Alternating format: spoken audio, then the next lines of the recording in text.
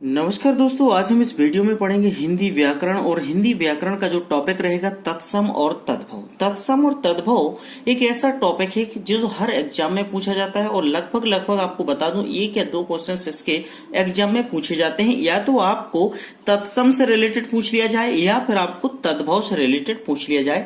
तो आप ध्यान रखिएगा, इस वीडियो में अंत तक बने रहिएगा। मैं पूरा वीडियो व्यवस्थित बताऊंगा, आपको इसमें लास्ट में ट्रिक भी बताऊंगा और बीच बीच में भी ट्रिक बताने की पूरी कोशिश करूंगा। दोस्तों, आज के बाद आपको इस टॉपिक में कोई भी डाउट नहीं रहेगा, ये मैं आपसे प्रॉमिस करता हूं वीडियो स्टार्ट करने के पहले। सबसे पहले बात करेंगे हम तत्सम की।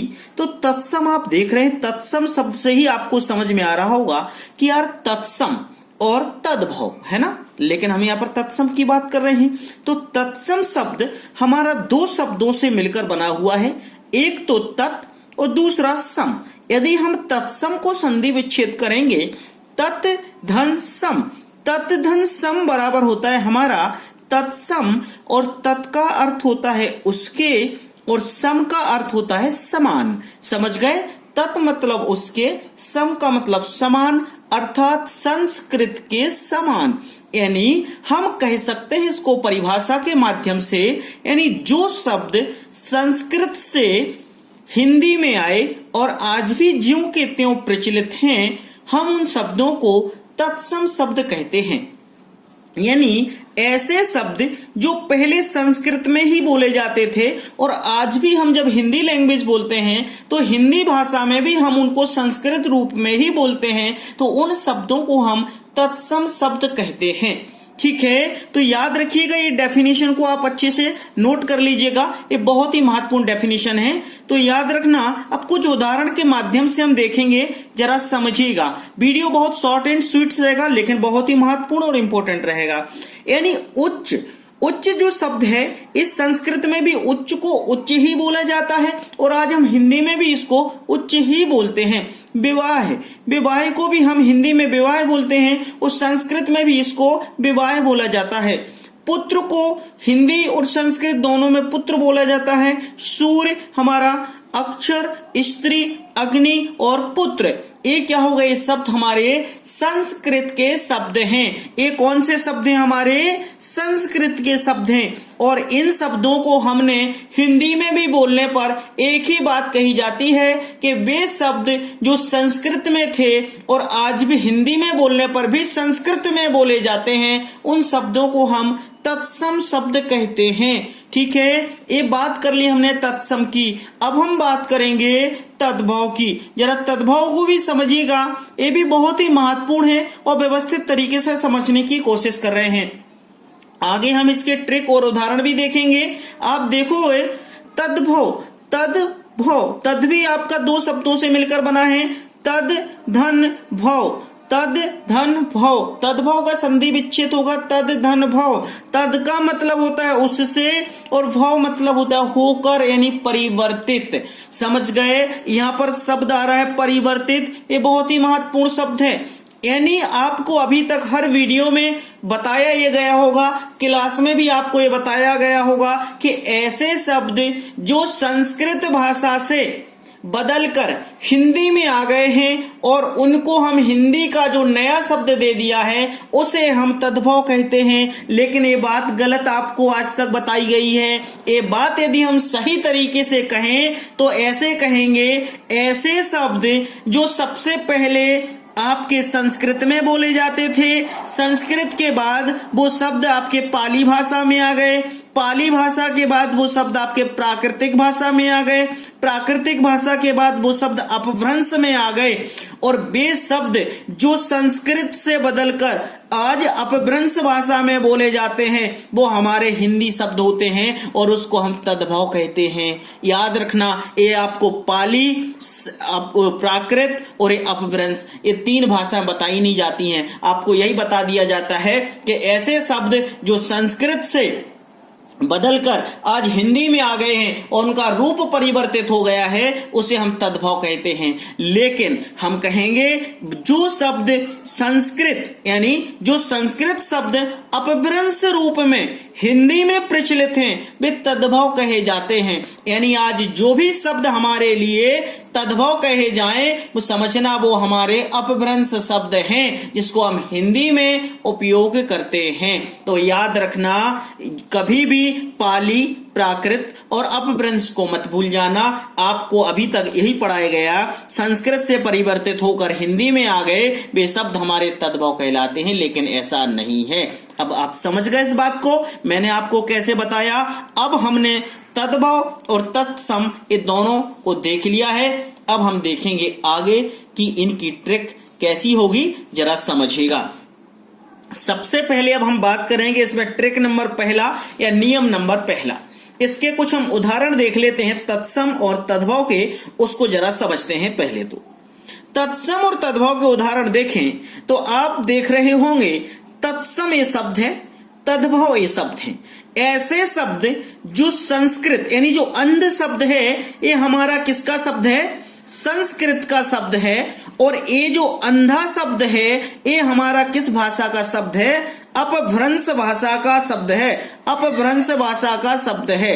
यानी हम कह सकते हैं ऐसे शब्द जो संस्कृत से अपभ्रंश भाषा में बोले जाते हैं यानी हिंदी में बोले जाते हैं वो शब्द हमारे तद्भव कहलाते हैं। अन्न संस्कृत शब्द है और अन्न को हमने अनाज कर दिया, ये हमारा अपभ्रंश शब्द है। अज्ञान हमारा अज्ञान संस्कृत है और ये हमारा अजान क्या बन गया, तद्भव शब्द है। हस्त हमारा क्या है, तत्सम शब्द है। हाथ हमारा क्या है, तद्भव शब्द है। गुण हमारा क्या है, संस्कृत शब्द है, इन तत्सम शब्द है। और गुण हमारा क्या है, तद्भव शब्द है। इस बात को याद रखिएगा। अब मैं आपको आगे एक एक ट्रिक बताऊंगा और नियम बताऊंगा कि आप इसको कैसे बता सकते हैं कि कौन सा आपका तत्सम है और कौन सा आपका तद्भव है। जरा इसको देखिएगा।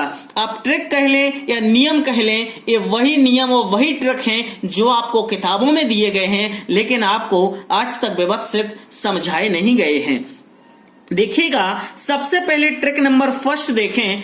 जब भी आपको किसी भी शब्द में छतरी का छा दिख जाए, याद रखना वो शब्द हमेशा आपका तत्सम होगा। जब आपको किसी भी शब्द में छतरी का छा दिख जाए वो आपका हमेशा तत्सम होगा। आंख बंद करके उसको तत्सम पर टिक कर दो, आपका 1 नंबर पक्का हो जाएगा। याद रखिएगा। अब याद रखें, जब तद्भव की बात आए तो छतरी का छा जब आपका खा में परिवर्तित हो जाए, खरगोश वाले खा में और छतरी वाले छा में, वो समझना आपके शब्द क्या है, तद्भव शब्द हैं। जब छतरी का छा खरगोश वाले खा में और छतरी वाले छा में परिवर्तित हो जाएं, वो शब्द आपके बन जाएंगे तद्भव। देखो, मैं अब आपको कुछ उदाहरण के माध्यम से समझाता हूं। यहाँ पर देखिएगा ध्यान से। देखो, यहाँ पर आपका क्या लिखा, छती। ये आपका छतरी का छा है, ये बन गया आपका छती, यानी छतरी के छा में परिवर्तित हो गया, मतलब तद्भव है। क्षेत्र आपका क्या है, छतरी का छा है, तत्सम शब्द है। यदि ये खा में परिवर्तित हो गया तो आपका खेत तद्भव शब्द हो गया। क्षोभ आपका देख रहे हैं, क्षोभ में छतरी का छा है, यहाँ पर छतरी का छा हो गया, क्षोय हो गया। इसका मतलब क्या है, आपका तद्भव शब्द है। क्षुद्र या छतरी का छा है, यहाँ पर क्षुद्र यानी आपका छा छतरी का छा हो गया, मतलब आपका तद्भव शब्द है। क्षीर, क्षीर का यहाँ पर खीर हो गया, मतलब ख आपका क्या है, परिवर्तित हो गया छतरी के छा से। इसका मतलब है ये तद्भव शब्द हैं और ये आपके तत्सम शब्द हैं। देख रहे हैं आप, सभी छा वाले खा में और छा में परिवर्तित हो रहे हैं। यहाँ पर अक्षर, अक्षर आपका अक्षर में परिवर्तित हो गया, छतरी का छा में परिवर्तित हो गया, छतरी का छा। परीक्षा, परीक्षा यानी जो छतरी का छा है ये आपके छतरी के छा में परिवर्तित हो गया। इस साक्षी, साक्षी आपका साखी में परिवर्तित हो गया। ये खा आपका खरगोश वाला खा में परिवर्तित हो गया, इसलिए आपका तद्भव शब्द है। याद रखिएगा। दक्षिण, दक्षिण आपका दाहिना, आपको याद रखना, ये आप सोच रहे होंगे कि यार दक्षिण और यहां पर हमें परिवर्तित हो गया तो कैसे हो गया, तो आपको 100% याद रखना है। कभी कभी 0.1% ऐसा होता है, लेकिन छतरी वाले छा और खरगोश वाले खा में ही आपका ये छतरी का छा परिवर्तित होगा। किसमें? खरगोश वाले खा में और आपके छतरी के छा में। ये शब्द आपके दो क्या होंगे? तद्भव, और एक शब्द होगा आपका तत्सम। ठीक है, अब हम आगे देखेंगे। आप तद्भव भूलोगे नहीं कभी यदि आपने ईमानदारी से इस वीडियो को देख लिया तो। मैं प्रॉमिस करता हूं आपको, पहले भी मैंने प्रॉमिस किया है कि आपको इस तरीके के और भी वीडियो चाहिए तो मेरे चैनल पे जाइएगा, वहां पर हिंदी के इतने बेहतरीन वीडियो हैं कि आप सभी के द्वारा बहुत ही पसंद किए गए हैं और मिलियंस में व्यूज हैं। आप सब लोग इतना अच्छा प्यार देते हैं, इसलिए मैं ऐसे वीडियो लाता हूं। ट्रिक नंबर 2, याद रखना, जब आपको वाह वकील वाला यानी वाह वजन वाला भी बोलते हैं इसको कई लोग, ये बकरी वाला वाह है, ये वाह है वकील वाला, वकील वाले वाह दिखे तो वो शब्द हमेशा तत्सम होगा, और जब आपको बकरी वाला वाह दिखे वो शब्द हमेशा तद्भव होगा। अब देखो मैं आपको उदाहरण के माध्यम से बताता हूं, याद रखना। सबसे पहले क्या लिखा? वणिक लिखा है, मतलब ये वकील वाला वाह बना है। वाह भजन वाला भी वाह बोलते कई लोग। वणिक आपका बनिया में परिवर्तित हो गया, वाह बा में परिवर्तित हो गया। वानर आपका वंदर में परिवर्तित हो गया। वत्स वच्चा में परिवर्तित हो गया। वगुला में हो गया। वर्षा वर्षात में हो गया। वधिर वहरा में हो गया। विवाह ब्याह में हो गया। विद्युत बिजली में हो गया। वधु वहू में हो गया। वर में हो गया। मतलब आप देख रहे हैं जो वकील वाला है ये आपके बकरी वाले बा में परिवर्तित हो जाए, समझना वो शब्द आपका तद्भव होगा, और जिसमें आपका वकील वाला बा रहे समझना वो आपका तत्सम होगा यानी होगा। ठीक है, अगले देखेंगे ट्रिक नंबर 3। देखो आप याद रखना, यहां पर दो सा है, आपको एक सा और एक सा, आपको शक्कर वाला सा और यहां पर एक सा है ना, सरस्वती वाला सा। एक तो सरस्वती वाला सा और एक शक्कर वाला सा। जब आपको किसी भी शब्द में शक्कर वाला सा दिख जाए यानी वो शब्द हमेशा आपका तत्सम होगा, और जब आपको सरस्वती वाला सा दिख जाए वो शब्द हमेशा आपका तद्भव होगा। देखो शस्क आपका सूखा, शून्य सूना, शिक्षा सीखा, श्वास सांस, सती सदी, सकु सुआ, दर्शन ये आपका दर्शन। कहने का मतलब ये है जब आपका ये शक्कर वाला सा सरस्वती वाले सा में परिवर्तित हो जाए तो ये शब्द आपका हमेशा के लिए तद्भव होगा, और ये शब्द हमेशा के लिए आपका तत्सम होगा। याद रखना, ये कभी भूल मत जाना। शक्कर वाला सा सरस्वती में कन्वर्ट हो गया यानी आपका वो शब्द हमेशा तद्भव शब्द होगा। ठीक है, वीडियो छोटा है लेकिन मैं आपको बहुत ही महत्वपूर्ण सारी चीजें इसीलिए क्लियर कर रहा हूं कि आपको कहीं दिक्कत ना आए। मैं आपको पहले भी प्रॉमिस कर चुका हूं।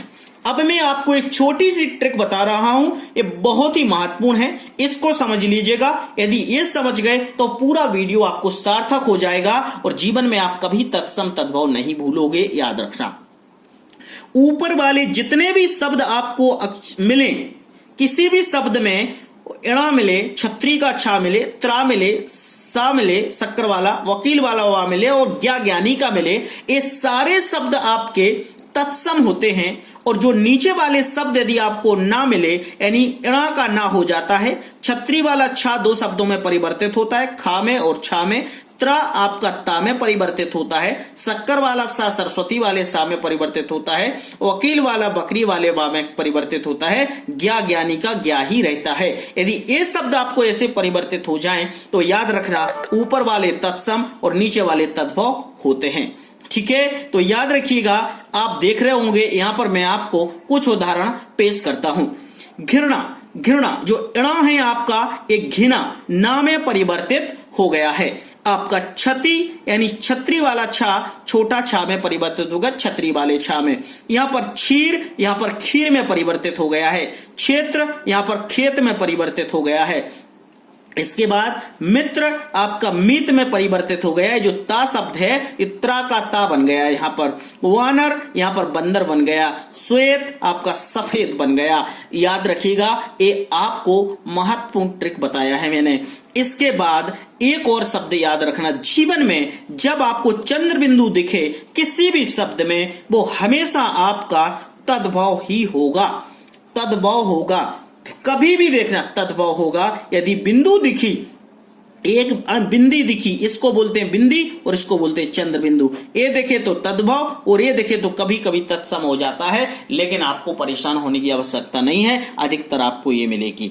तो दोस्तों, ये वीडियो मैंने पूरी मेहनत से और पूरी ईमानदारी से आपको समझाया है और मुझे पूरा विश्वास है कि आपको अब तत्सम और तद्भव में कोई भी डाउट नहीं रहेगा। तो इसलिए वीडियो को लाइक और शेयर जरूर कीजिएगा। और आप और भी हिंदी की वीडियो देखना चाहते हैं तो मेरे इस वीडियो के डिस्क्रिप्शन में लिंक दी है, वहां पर वीडियो को आपने इतना पसंद किया है कि मिलियंस में व्यूज हैं जो आप लोग देख रहे हैं और पसंद कर रहे हैं। तो जरूर वीडियो को देखिएगा और इसको लाइक और शेयर जरूर कीजिएगा। जब तक के लिए नमस्कार, अपना बहुत ख्याल रखिएगा। God bless you.